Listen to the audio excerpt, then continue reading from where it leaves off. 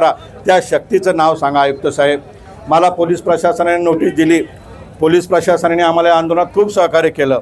मी police प्रशासनाला विनंती करतो की कुठल्याही ठिकाणी पोलीस बंदोबस्त देण्यापूर्वी त्यांना विचारा या नकाशाची रुंदी किती आहे, तुम्ही त्यांना विचारा या लोकांना नोटीस दिली का, तुम्ही त्यांना विचारा या लोकांना मोबदला दिला का, आणि नंतर पोलीस प्रोटेक्शन द्या। आजच्या मला नोटीसमध्ये सांगण्यात आलं की आयुक्तांच्या घरासमोर आंदोलन झाल्यावर त्यांच्या परिवाराला त्रास होईल। ती भगिनी माझी सख्खी बहीण आहे, त्यांची कन्या ही माझी कन्या आहे, त्यांच्या परिवाराला त्रास देण्याचा माझा उद्देश नाही, ते संस्कार माझ्यावर नाही। पण एक प्रश्न मी त्यांना विचारतो, ह्या माझ्या आई बहिणी पीठ मळत होत्या, स्वयंपाक करत होत्या संध्याकाळी, तुम्ही यांचं घर पाडलं? ह्या सकाळी स्वयंपाक करत होत्या, तुम्ही यांचा पसारा घरात पडू दिला आणि यांना सांगितलं टेररिस्ट सारखं तुम्ही घरं रिकामे केले, आतंकवाद्यासारखे तुम्ही आमचे घरं पाडले। साहेब, मला माझ्या आईला तुम्ही अत्याचार केला, दुःख दिलं, याचा मला थोडाही त्रास होणार नाही का? दोन शब्द तुमच्या विरोधात प्रश्न विचारले, भले तुमची ग्लॅमरस दुनिया असेल, तुम्हाला वाटलं असेल की मैं जो करता वो कायदा भारतात माझं नाव होईल, फक्त माझ्या गरीब झोपडीकडे बघा साहेब, तुम्हाला झोप कशी येते हा प्रश्न माझा आहे। आणि मी कायद्याच्या चौकटीत न्याय घेतल्याशिवाय राहणार नाही। आंदोलनाचा पहिला दिवस आहे, अनेक दिवस हे आंदोलन संभाजीनगरमध्ये सुरू राहील।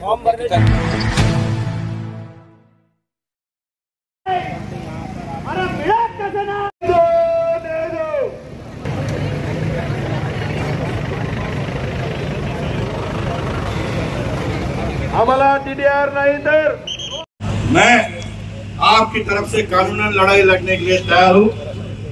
मैं आपकी तरफ से जहाँ जाना पड़े, नौकरी है, रोज का रोजगार है, उसे मत खत्म करिए, वो आप आपका काम करिए, आधा घंटा निकाल कर इस एप्लीकेशन जी माहिती कळत असेल त्याची जागा सोडावी, बाकी आपण वकील साहेब भरून घेतील। हा जो फॉर्म आहे हा आपण महानगरपालिकेला देणार आहे, तुम्ही नोटीस द्यावी आणि आम्हाला सांगावं की आम्ही तुमच्या घरावर मार्किंग करतोय, आम्हाला एवढी जागा पाहिजे। त्यानंतर 30 दिवस तुम्ही सुनावणी घ्यावी। मैं सारे मेरे लिए नागरिकों की लड़ाई के लिए, अधिकार के लिए मेरे वकील रह चुके, कायदा में बहुत अच्छी तरह जानता हूँ। आप किसी के बहकाव में मत, तुम्ही ज्या दिवशी फॉर्म भराल त्या दिवशीच्या 7 दिवसानंतर ही सगळी माहिती आपल्याला ताबडतोब एक रीटद्वारे, पिटिशनद्वारे माननीय उच्च न्यायालयामध्ये दाखल करायची आहे। त्यामुळे माझं मत असं आहे की आपण सर्वजणांनी या ठिकाणी फॉर्म भरून घ्यावे। जे त्या परिसरामध्ये माझा नवरा मोलमजुरी करतो, मी मोलमजुरी करते आणि छोटंसं पत्र्याचं घर मी बांधलं, तर आम्हाला काही त्रास झाला नसेल का? मग आम्ही प्रश्न पण विचारायचा नाही की तुम्ही कायद्याला सोडून का कारवाई करता? आम्ही असा प्रश्न विचारायचा नाही जे कायद्यात नाही तुम्ही ते करता। आम्ही हा देखील प्रश्न विचारायचा नाही की राज्याचे मुख्यमंत्री घोषणा करून 5 दिवस होतं, तुमच्याकडून साधा कागद हलत नाही, तुम्ही एकही जागेत जो निवेदन नहीं दिलाया था उसके माननीय मुख्यमंत्री ने क्या नहीं किया। बड़े गांव में बैठक में आपने कितनी तारीख को तोड़ा, तो तारीख बोलो, और आप नोटिस कितने तारीख को दे रहे हो, आप तोड़ेंगे। या आंदोलनामुळे माझ्या कुटुंबाला मानसिक त्रास होतो आहे, त्यामुळे कृपया आंदोलन करू नका। मी त्यांना स्पष्ट करतो, काही असतील छोटी छोटी असतील त्या माझ्या भगिनी समान, माझ्या मुली समान आहेत, त्यांचा आंदोलनाचा आणि त्यांना त्रास देण्याचा आमचा कुठलाही प्रकारचा संबंध नाही। आम्ही असे कृत्य करणार नाही की त्याच्यामुळे कुटुंबाला त्रास होईल, त्यामुळे तुमचं कुटुंब माझं कुटुंब। परंतु एक प्रश्न मी तुम्हाला या ठिकाणी विचारतो, तो प्रश्न असा आहे, ज्यावेळी माझ्या या माता भगिनी पीठ मळत होत्या, त्यांना इलिगल म्हणताय, अशा सर्व घरांना नोटीस मिळाली, ज्यांच्याकडे कागदपत्र होते, ज्यांच्याकडे कागदपत्र नव्हते त्यांना देखील मोबदला सरकारने दिला। सरकारचं धोरण आहे, सुप्रीम कोर्टाचं गाईडलाईन्स आहे, कोणालाही तुम्ही निवारा मुक्त करू नका। एकीकडे प्रधानमंत्री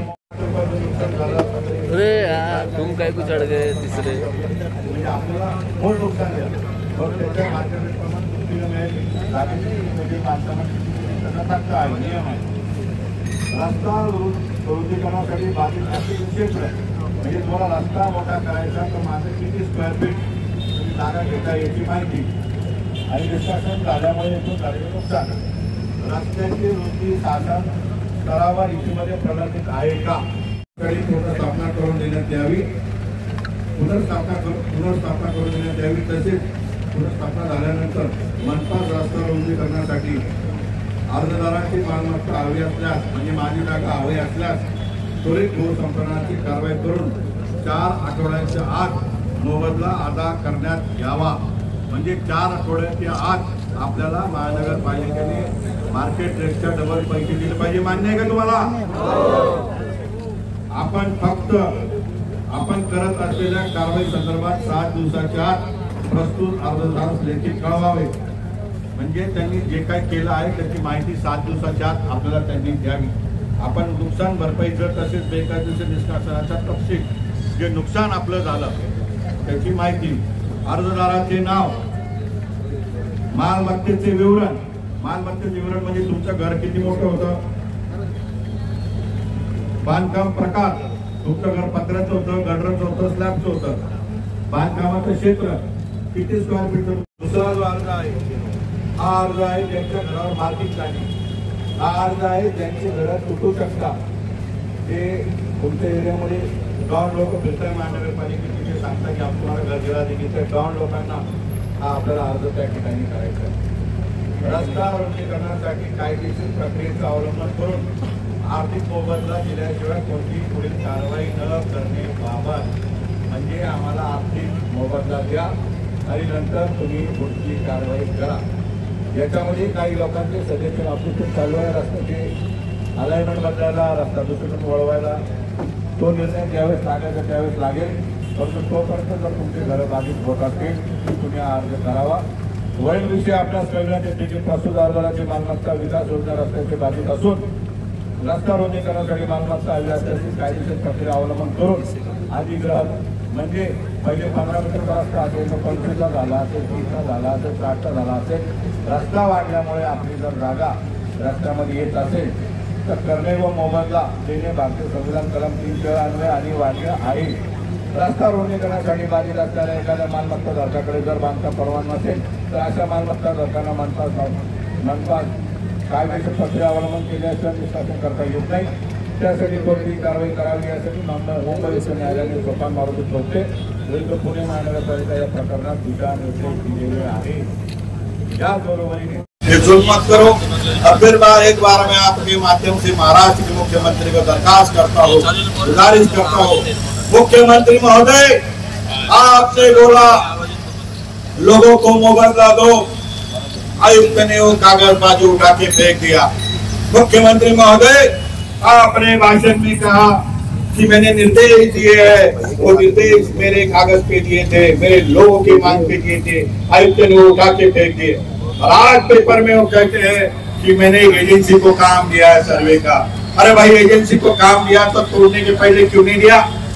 अगर आपने एजेंसी को काम दिया, मैं उनको पूछता हूँ, अगर वो चिकलढाना, संजय नगर, मुकुंदवाड़ी के घरों की यादी अगर 5 मिनट में प्रकाशित करे, 3 आदमी का इतना घर गया है, उन आदमी का इतना घर गया, तो मैं आंदोलन अभी छोड़ दूंगा। पर आपको लगा मैं बादशाह हूँ, मेरे को सब लोग सलाम ठोक रहे, मैं जाऊंगा आप लोगों के घर छोड़ूंगा। अगर आपके पास कागज नहीं है, आपके पास पंचनामा नहीं है, आप मुख्यमंत्री को क्या जवाब दोगे? माननीय मुख्यमंत्री महोदय इनको देखो और मेरी एक विनती सुनो, इनकी बदली मत करना।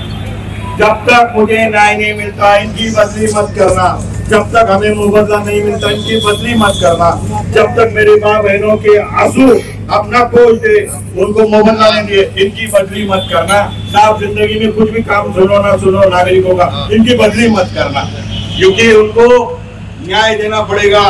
अगर उनकी बदली आजकल होती है, नया अधिकारी आता है, नया अधिकारी बोलेगा मुझे नहीं पता उन्होंने कैसा किया, मैं कैसे इस पर साइन करूं?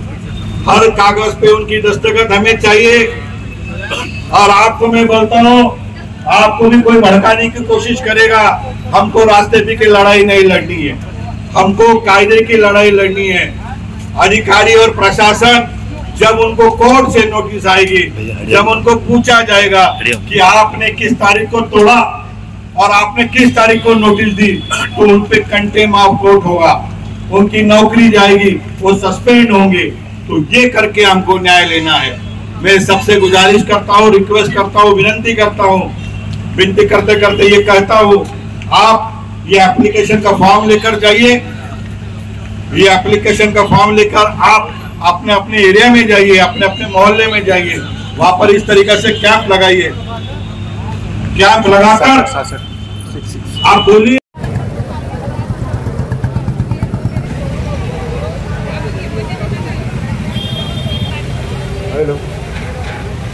रोडवर विनंती आहे, पाठीमागे या, पाठीमागे रोडवर जाऊ नका। प्रत्येकाला फॉर्म मिळणार आहे। याच्यानंतर तुमच्या भागामध्ये देखील फॉर्म उपस्थित करून देण्याची जबाबदारी आमची आहे। तुम्हाला तुमच्या भागामध्ये देखील ते फॉर्म उपस्थित केले। अरे यार तुम काय कुछ अड़ गए तीसरे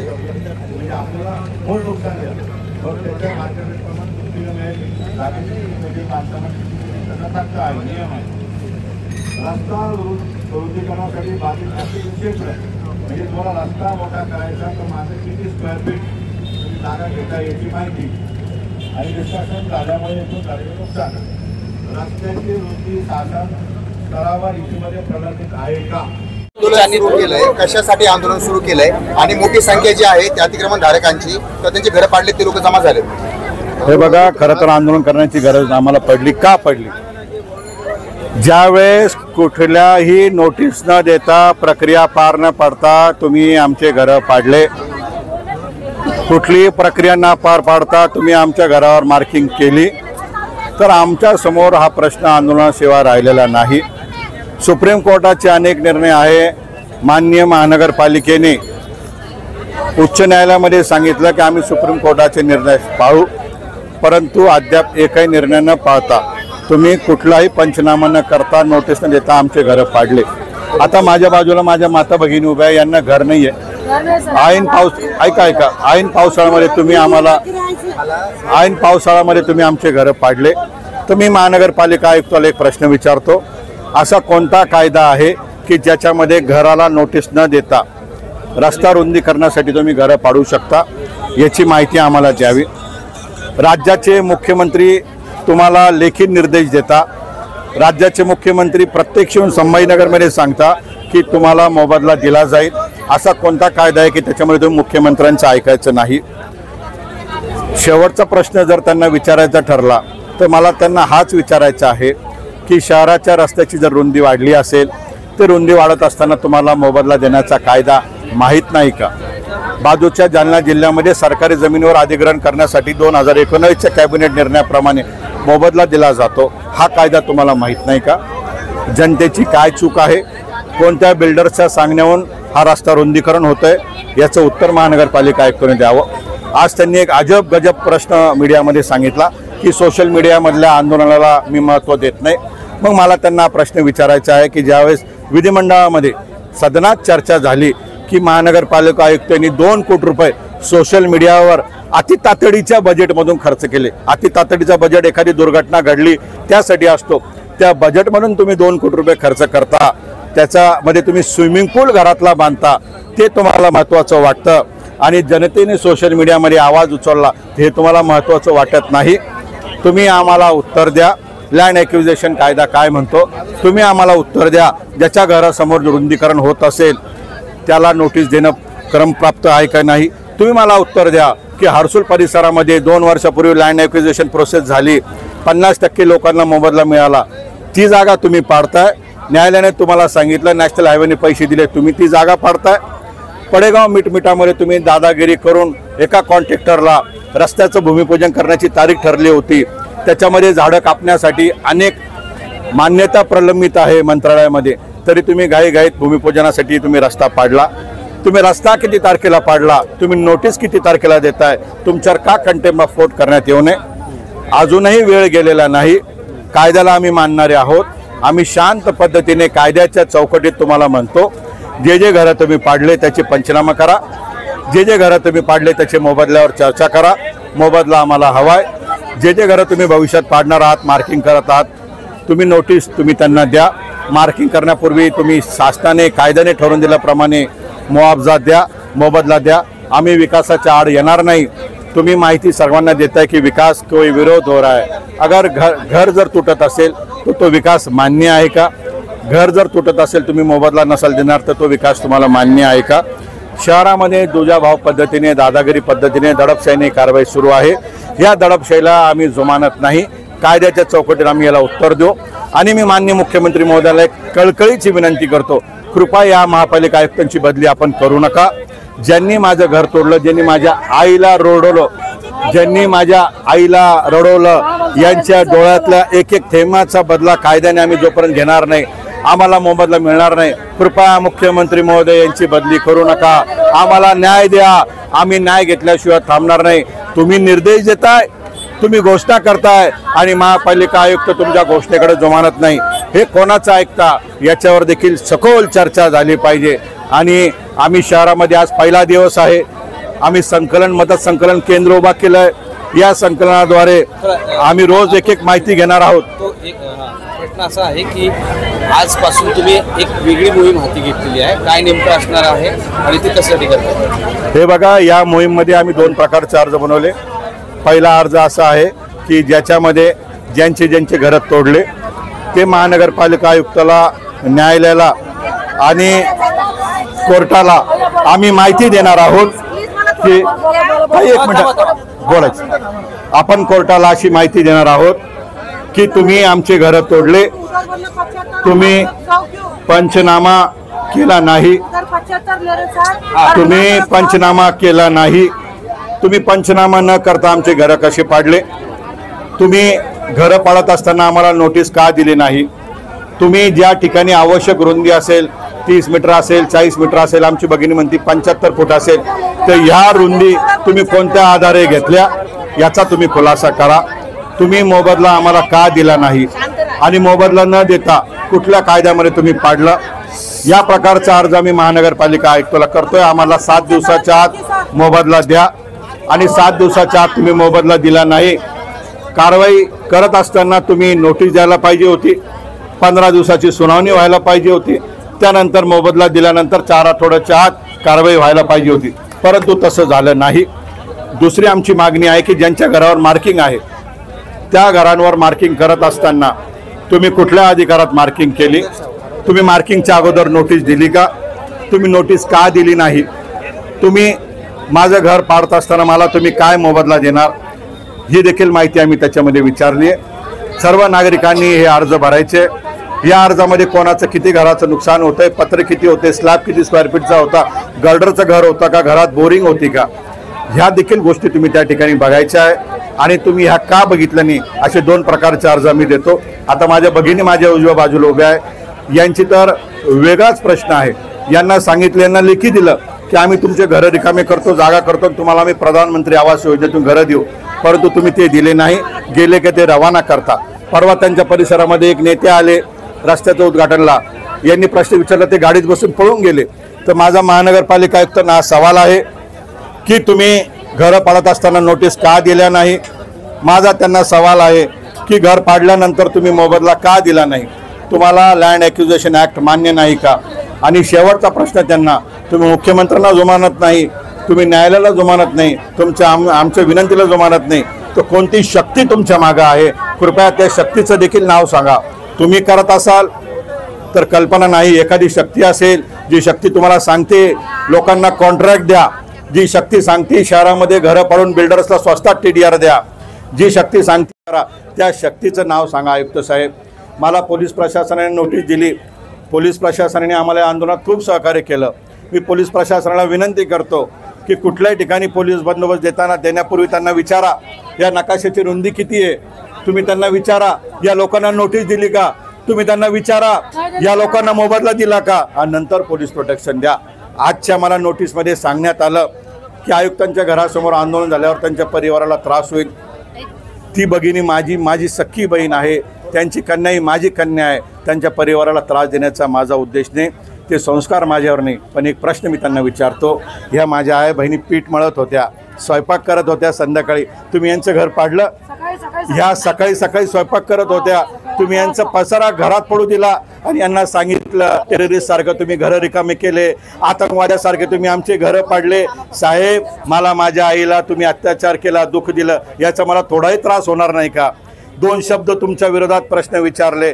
भले तुमची ग्लॅमरस दुनिया असेल, तुम्हाला वाटलं असेल की मैं जो करता हूँ वो कायदा भारतात माझं नाव होईल. फक्त माझ्या गरीब झोपडीकडे बघा साहेब, तुम्हाला झोप कशी येते हा प्रश्न माझा आहे. आणि मी कायद्याच्या चौकटीत न्याय घेतल्याशिवाय राहणार नाही. आंदोलनाचा पहिला दिवस आहे, अनेक दिवस हे आंदोलन संभाजीनगरमध्ये सुरू राहील.